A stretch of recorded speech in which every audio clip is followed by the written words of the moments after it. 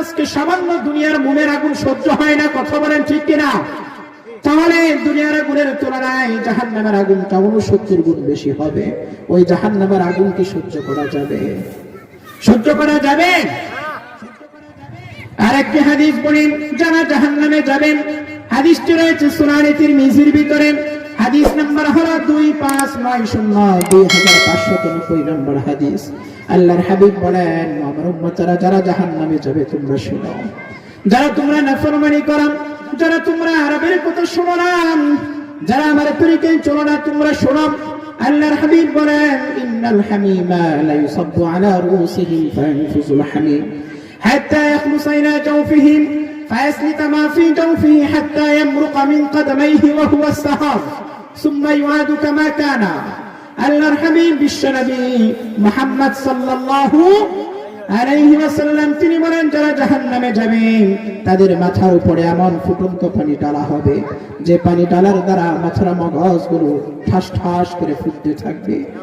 ওই পানিটা পেটের ভিতরে যাবে, মাথার সব কিছু গলিয়ে দিবেন, পেটের ভিতরে সব কিছু গলিয়ে দিবে, সব কিছু পিছনের রাস্তা দিয়ে বের হয়ে যাবে। আল্লাহর হাবিব বলেন, ওয়া হুয়া সাহার, এটাই হচ্ছে গলে যাওয়া। জাহান্নামের ফুটফুটে ফুটন্ত পানি আমার আপনার মাথায় ঢালা হবে, মাথার মগজগুলো সব কিছু গলে যাবে, পেটের ভিতরে যাবে, পেটের ভিতরে সব কিছু গলিয়ে দিবে, সব পিছনের রাস্তা দিয়ে বের হয়ে যাবে। আল্লাহর হাবিব বলেন, ওয়া হুয়া সাহার, এটাই হচ্ছে গলে যাওয়া। আল্লাহর হাবিব বলেন, ও আমার উম্মতরা, এখানে তোমাদের শাস্তি শেষ নয়। সুম্মা ইউআদু কামা কানা, আবার তোমাকে জীবিত করা হবে, আবার তোমার মাথায় ফুটন্ত পানি ঢালা হবে, আবার তুমি দুনিয়া থেকে বিদায় হয়ে যাবে, তোমার মৃত্যু হয়ে যাবে, আবার তোমাকে জীবিত করা হবে। এইভাবে তোমার শাস্তি চলতেই থাকবে। বলে নাউজুবিল্লাহ। মুসলমান বলছিলাম 31 নামে আজকে আমার আপনার ছেলে মেয়েরা যে বেহায় পড়ার মধ্যে লিপ্ত হয়ে যায়। মুসলমান রাতের আধারে রাত 12টা বেজে 1 মিনিটের জন্য অপেক্ষা করে প্রহর গুনতে থাকে, কখন রাত 12টা বেজে 1 মিনিট বাজবে, আর তারা মদ পান করবে, নারী পুরুষে বেকার হয়ে নাচানাচি করবে। মুসলমান, রব্বুল আলামিন কোরআনুল কারীমের ভিতরে সূরাতুন নূরের ভিতরে 30তম আয়াতে কারীমার ভিতরে বলেন, قل للمؤمنين يغضوا من أبصارهم ويحفظوا فروجهم ذلك أزكى لهم। রব্বুল আলামিন বলেন, আগো নবী আপনি আপনার উম্মতদেরকে বলে দেন, মুমিন পুরুষদেরকে বলে দেন, তারা যেন তাদের চোখের হেফাজত করে। মুসলমান, চোখের হেফাজত করার জন্য বলেছেন কে? আমি আপনি যদি চোখের হেফাজত না করি, এমন অবস্থা হতে পারে বেঈমান হয়ে দুনিয়া থেকে বিদায় হওয়া লাগতে পারে। এই জন্য মুসলমান চোখের হেফাজতের দরকার আছে না নাই?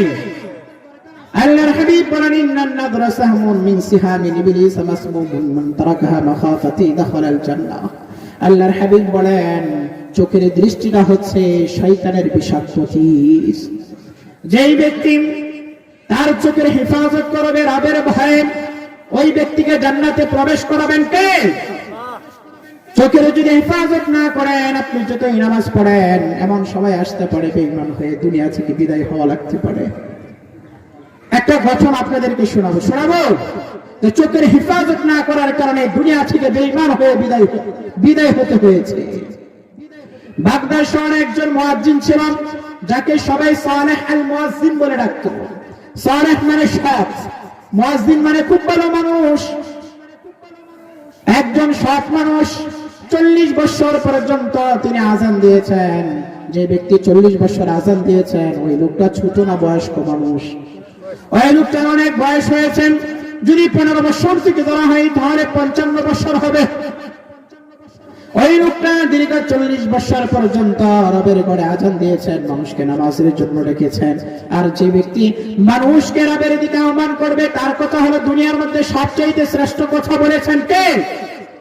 রব্বুল আলামিন বলেন, ওয়ামান আহসানু কাওলান মিম্মান দাআ ইলাল্লাহি ওয়া আমিলা সালিহা ওয়া ক্বালা ইন্নানি মিনাল মুসলিমিন। আল্লাহু আকবার।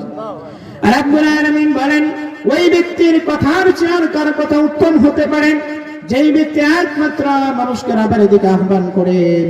ও বাবাজিরা, ওই বাগদাদের সালেহ আল মুয়াজ্জিন 40 বছরে আযান দিয়েছেন। কয় বছর আজান দিয়েছেন? 40 বছর পর্যন্ত আজান দিয়েছেন। ওই সময় এমন সিস্টেম ছিল না মাইকে আজান দেওয়া। মসজিদের উপরে মিনার, ছোট্ট মিনারের উপরে দাঁড়িয়ে তারা আজান দিত যেন মানুষগুলো শুনতে পারে। আমরা তো এখন মসজিদের ভিতরে আজান দেই, সিস্টেম রয়েছে বাহিরের মানুষগুলো শুনতে পায়। ওই সময় মসজিদের মিনারের উপর উঠে আজান দেওয়া হতো। ওই মসজিদের পাশে একটা ঘর ছিল, খ্রিস্টানের ঘর। ওই মুয়াজ্জিন 40 বছর আজান দিয়েছেন।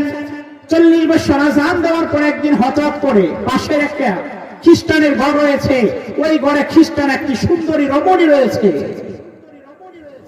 ওই মুয়াজ্জিন সাহেবের নজরটা ওই সুন্দরী রমণীর দিকে চলে যায়। সে তার চোখের হেফাজত করে নাই। ওই নারীর দিকে চলে যাওয়ার সাথে সাথে ওই নারীর প্রতি ওই মুয়াজ্জিন আসক্ত হয়ে পড়ে। তাকে ছাড়া সে বাঁচবে না, তাকে সে কাছে পেতে চায়। তার আর ভালো লাগে না, সে আজান বাদ দিয়ে ওই খ্রিস্টানের বাড়িতে যায়। ওই খ্রিস্টানের বাড়ি থেকে দরজার মধ্যে করাঘাত করে ভিতর থেকে বলে, কে? দরজা খুলে মেয়েটা দেখে যে মুয়াজ্জিন সাহেব। খ্রিস্টান মেয়েটা বলল, আপনি এখানে কেন আসছেন? ওই 40 বছর আজান দেওয়া মুয়াজ্জিন তিনি বলেন, তুমি কোনো কথা বলবে না, আমি শুধু তোমাকে চাই, আমি তোমার প্রেমে আসক্তি, আমি তোমাকে কাছে পেতে চাই। বলেন নাউজুবিল্লাহ। তিনি তাকে কাছে পেতে চাই। ওই নারীর বিশ্বাস হচ্ছে না যে তিনি একজন মুয়াজ্জিন মুসলমান, তিনি আবার কিভাবে আমাকে চায়। কিন্তু মুসলমান দেখেন, ওই মুয়াজ্জিন বলে দরজা ভিতরে ঢুকেই দরজাটা লাগিয়ে দিল আর বলল, হয়তোবা তুমি আমাকে গ্রহণ করে নাও, আর না হয় আমি তোমাকে হত্যা করে ফেলবো, তুমি কোনটা গ্রহণ করবে? ওই নারী চিন্তা করলো, আমি মারা যাব না, আমি ঠিক আছে আপনাকে গ্রহণ করব, তবে শর্ত হলো আপনাকে ইসলাম ধর্ম ছাড়তে হবে। আপনি এক ধর্মের, আমি আরেক ধর্মের, আমার একটা সম্মান রয়েছে, সমাজের ভিতরে আমার একটা সম্মান রয়েছে। আপনি ওই ধর্ম ত্যাগ করলে আমি আপনাকে কাছে গ্রহণ করবো, আর না হয় আমি আপনাকে গ্রহণ করব না। এরপরে বললেন যে কি শর্ত আপনার মানতে হবে? বলল, আপনি ইসলাম ধর্ম গ্রহণ ছেড়ে দেন, ইসলাম ধর্ম ত্যাগ করেন, খ্রিস্টান ধর্ম গ্রহণ করেন। বলেন নাউজুবিল্লাহ। সাথে সাথে 40 বছরে আজান দেওয়া মুয়াজ্জিন তিনি কি করলেন? ইসলাম ধর্ম ত্যাগ করে ফেললেন। এরপরে বললাম, আপনাকে শুকরের গোশত খেতে হবে। আজকে আমাদের ঘরে গরুর গোশত থাকা যেমন স্বাভাবিক, খ্রিস্টানদের ঘরে শুকরের গোশত থাকাটা স্বাভাবিক। ওই মেয়েটা বলল, আপনি শুকরের গোশত ভক্ষণ করেন, তাহলে আমি আপনার কাছে যাব, আপনাকে আমি বিবাহ করব, আর না হয় আমি আপনার কাছে যাব না। সাথে সাথে 40 বছর আজান দেওয়া মুয়াজ্জিন তিনি সাথে সাথে শুকরের গোশত পান করলেন। বলেন নাউজুবিল্লাহ। এই শুকরের গোশত খেয়ে ফেললেন। এরপর ওই মেয়েটা বুদ্ধি খেটিয়ে বললেন, আপনি কি করেন, একটু অপেক্ষা করেন, আমার বাবা আসতেছে, আমার বাবা এসে আপনাকে আমাকে বিবাহ করে দেবে, আমাকে আপনি সারা জীবন কাছে পাবেন, কোনো সমস্যা হবে না। এরপরে তিনি মদ পান করলেন। মদ পান করার পরে মেয়ে বলল, আপনি একটু অপেক্ষা করেন, বাবা আসছে, বাবা এসে বিয়ে করে দিবেন। তখন এই মুয়াজ্জিন মদ পান করে ছাদের উপরে গিয়ে অপেক্ষা করতেছেন। মদ পান করার পরে মানুষ একটু এলোমেলো করে কথা বলেন, ঠিক না? ছাদের উপর থেকে পড়ে গিয়েছে, পড়ে সে দুনিয়া থেকে বিদায় হয়ে গেল। বলেন নাউজুবিল্লাহ। ওই খ্রিস্টান মেয়ের বাবা বাড়িতে এসে দেখে যে মুয়াজ্জিন সাহেবের লাশ ঘরের দরজায় পড়ে রয়েছে। তিনি আশ্চর্য হয়ে গেলেন, কি ব্যাপার, আমার এলাকার মসজিদের মুয়াজ্জিন এখানে পড়ে রয়েছে, আমার না জানি কি অবস্থা হয়, মানুষ যখন জানবে আমার বাড়ির পাশে মুয়াজ্জিনের লাশ পড়ে রয়েছে, মনে করবে আমি মনে হয় মুয়াজ্জিনকে হত্যা করেছি। মেয়ের বাবা পেরেশান। মেয়ের বাবা ঘরের ভিতরে ঢোকার পরে মেয়েকে বললেন, এখানে মুয়াজ্জিন সাহেবের লাশ দেখি ঘরের সামনে পড়ে রয়েছে। মেয়ে বলল, বাবা আপনি পেরেশান করবেন না, চিন্তা করিয়েন না, সে আর এখন মুসলমান নয়, সে আমার প্রেমে আসক্ত হয়ে আমাকে কাছে পেতে চেয়ে সে ইসলাম ধর্ম ত্যাগ করেছে।